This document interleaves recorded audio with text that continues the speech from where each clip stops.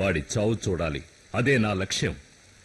అమ్మా నాన్నల చితికి నిప్పంటించి ఊరొదిలి పారిపోయానే భయంతో. ఆ గాలి బ్రదర్స్ ఆగడాలు తట్టుకోలేక పారిపోయాను. ఎక్కడికో ఎందుకో గమ్యం ఏంటో తెలియని ప్రయాణం. అలా పరిగెడుతూ పరిగెడుతూ నాకేమాత్రం పరిచయం లేని ముంబైకి వెళ్లి చేరుకున్నాను. ఆ మహానగరం చేరుకున్నాక ఆకలి కడుపుతో ఉన్న నాకు ఒక కేక వినిపించింది. ఓ చావు కేక. ఆ భయంకరమైన దృశ్యాన్ని కళ్ళారా చూశాను. ఎవరో ఓ వ్యక్తి ఓ సేటు కంఠంలో బలంగా కత్తిని గుచ్చాడు.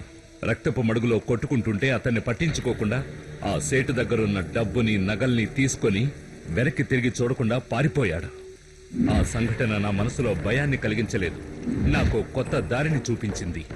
మాఫియా ముఠాలతో సంబంధాలు ఏర్పరచుకొని ఆ మహానగరంలో ఓ పెద్ద డాన్ గా అవతరించాను.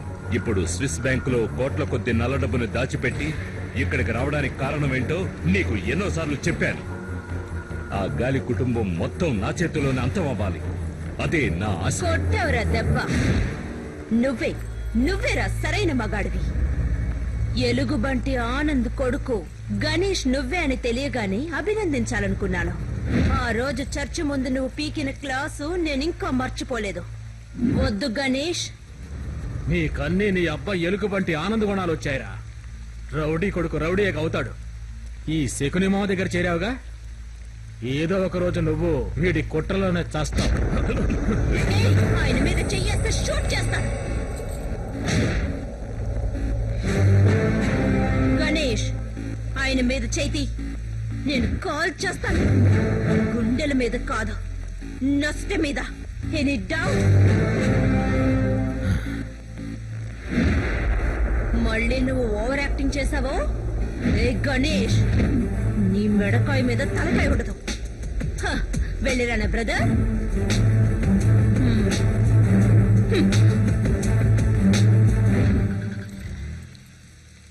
శకుని మామ, చూస్తూ ఉండు.